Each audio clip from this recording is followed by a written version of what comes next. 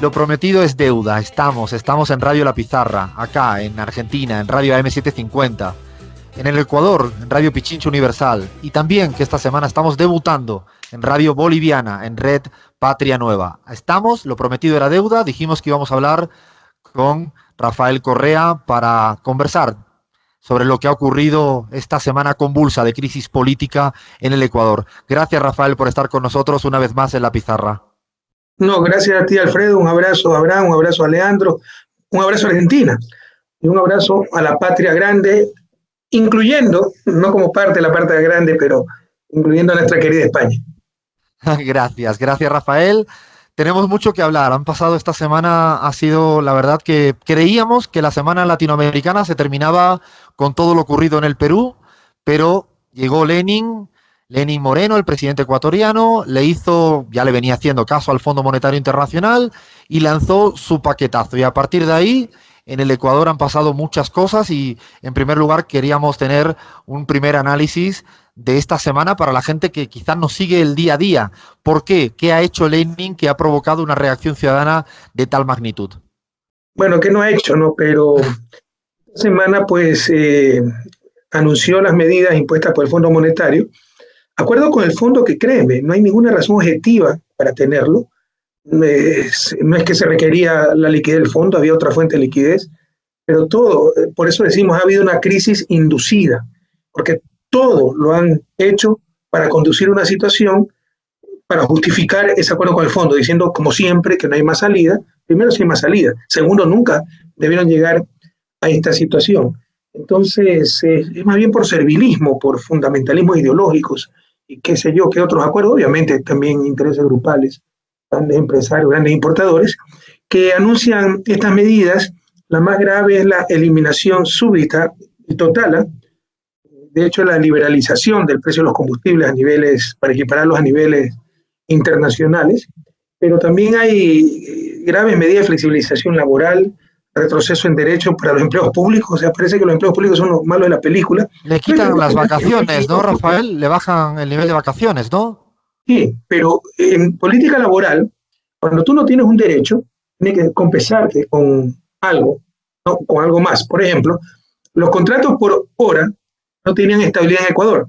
Les tenían que pagar más por hora que un contrato con estabilidad. Bueno, cuando llega el gobierno era al revés, pagaban menos, era pura explotación laboral. Pero ese es el principio de la política laboral. Cuando no puedes dar un derecho, la naturaleza del contrato, del sector, tienes que tratar de compensar con algo más.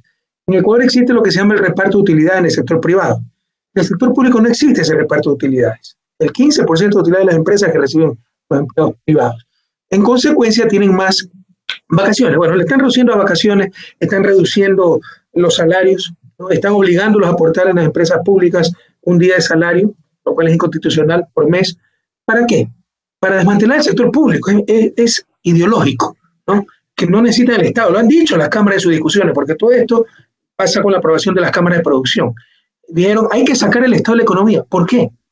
Para que todo sea negocio, para que todo sea privatizado. Y si eso fuera bueno, sería el primero a apoyar. Pero imagínate la educación como mercancía, la salud como mercancía, no seamos tontos. Se requiere el Estado, se requieren los servidores públicos. Y lo que no puede hacer ya el Estado por el desmantelamiento que está sufriendo, no va a ser el sector privado. ¿Y a qué costo? Es toda una batería de políticas totalmente antipopulares que van a incrementar la inequidad, van a incrementar la falta de bienestar, van a incrementar la injusticia, van a incrementar incluso desempleo y falta de crecimiento, que son políticas absolutamente recesivas. O sea que ha hecho todo lo que no tenía que hacer, como bien decías, forzando una crisis que de hecho no tenía esa necesidad de ninguna de las maneras, ¿no? En términos de crisis inducida. Yo recuerdo que incluso en las propuestas que el Fondo Monetario Internacional hace, Rafael, hasta ya hablaba de una política comunicacional justamente para, dicho mal y pronto, mentirle a la ciudadanía a la hora de hacer este tipo de medidas. Al final no le ha salido bien su política comunicacional porque la gente se le lanza a la calle y ni siquiera todos los partidos opositores o amigos de Lenin Moreno le están dando el visto bueno. Bueno, sí le ha salido bien. Lo que pasa es que es imposible tapar el sol con un dedo, pero la complicidad de la prensa en esto es un poco menos que obscena. Es descarado, descarado. O sea, la gente que sale a protestar son vándalos, delincuentes, quieren provocar la falta de gobernabilidad, por supuesto Correa es el culpable. ¿Quiénes son los que provocan la falta de gobernabilidad? Los que hacen cosas rechazadas por el pueblo en las urnas. ¿Cuándo propuso esto Moreno Nunca. en la campaña? Lee el programa de gobierno de Moreno, es totalmente lo contrario. Hace un año garantizaba que jamás iba a subir el precio de los combustibles, que no iba a haber paquetazo.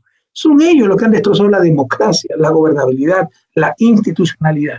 Una reflexión importante, créeme que es irracional, pero con el apoyo de la prensa, la locura es sensatez y la sensatez es locura. Tú sabes lo que hicieron. O sea, tenemos recursos internos nacionales para financiar al gobierno, como hacían en mi gobierno, ¿no? Lo cerraron. Esa fuente de financiamiento la cerraron. Por ejemplo, no solo eso, aumentaron gasto fiscal.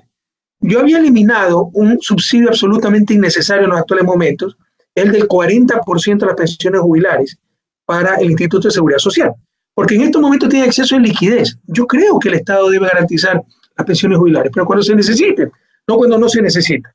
Esa plata, antes de mi gobierno, era más de 1.000 millones anuales, se mandaba afuera incluso, para obtener 0.5% de rentabilidad, y además se la cogía el Banco Central del Ecuador. Yo lo que dije, señores, esto no se necesita. En caso de que se necesite, se dará el 100%, pero mientras no se necesite, seguimos, no vamos a dar este subsidio. Lo volvieron a poner, 1.000 millones más, 1.300, 1.3% del PIB, que no tienen de dónde sacar.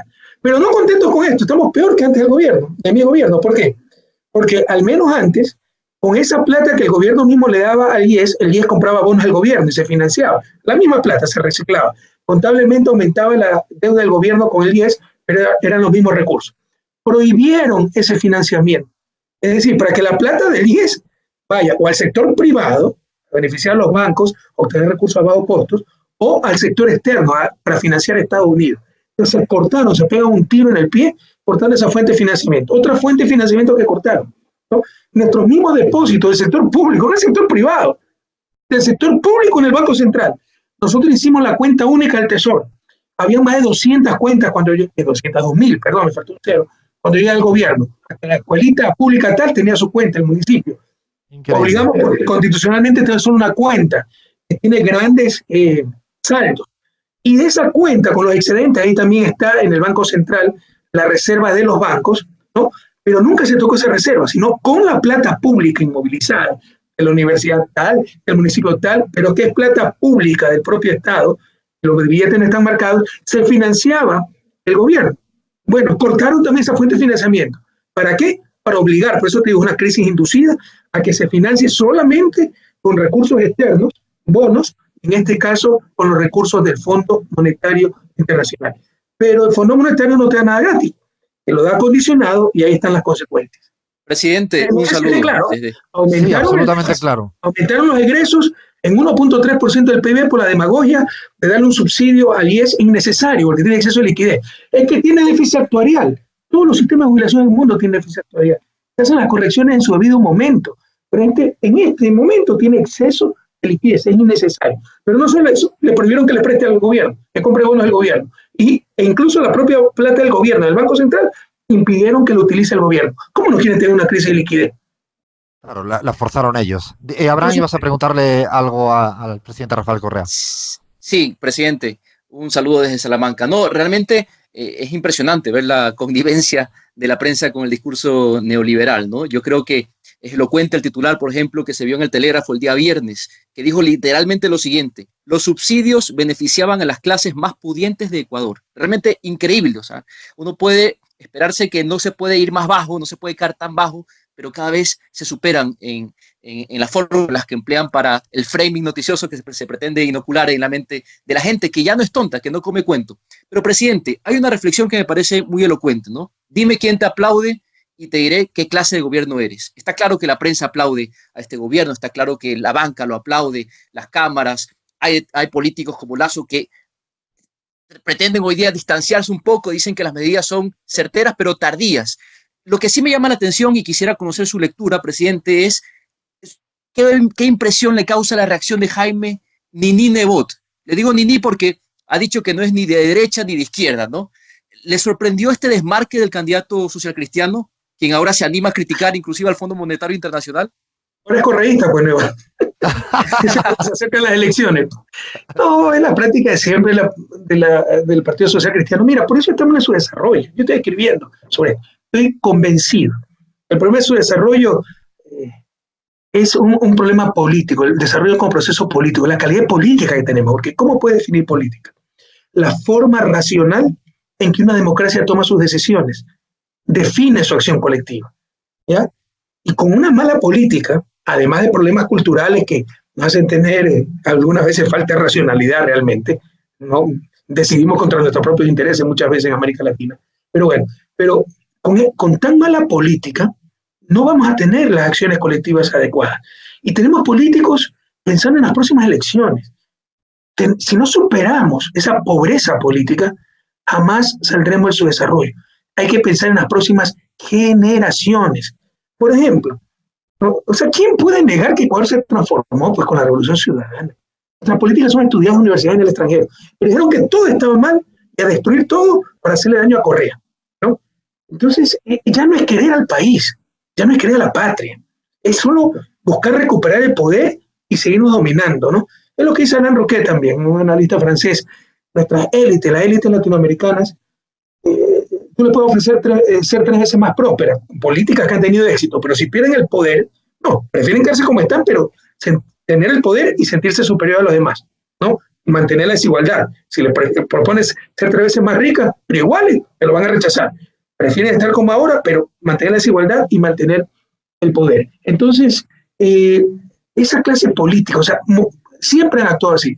Los socialcristianos utilizan a presidentes débiles, como lo hicieron con Maguad, con Lucio Gutiérrez, con Lenín Moreno, para sacar el máximo provecho, para utilizarlos en función de sus intereses económicos y políticos. Pues ya no nos sirve, los desechan. Es la práctica de siempre. Es pero como te decía, el usar y tirar, ¿no, Rafael?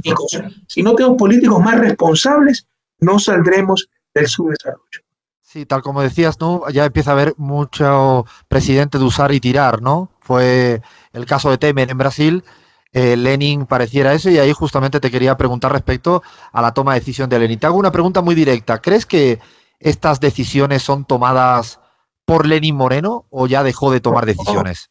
No, Moreno es un payaso, un títere, no tiene ninguna convicción. O sea, es un tipo, yo creo que tiene una alteración psicológica. O sea, es un tipo que se puede pasar, Abraham conocerá, tal vez tú también, 2 años y medio diciendo toda la culpa de Correa, toda la culpa de Correa, toda la culpa de Correa, y de repente sale un discurso diciendo, y nunca hay que echarle la culpa a los demás, ¿no? Siempre hay que asumir responsabilidades. O sea, es un tipo de unas contradicciones clamorosas, es un tipo que te hacía toda una apología de la lealtad, toda una apología de la lucha anticorrupción. Ahí tiene la cuenta offshore secreta, se la han mantenido cerrada, porque si no, no solo que se cae, se va a la cárcel.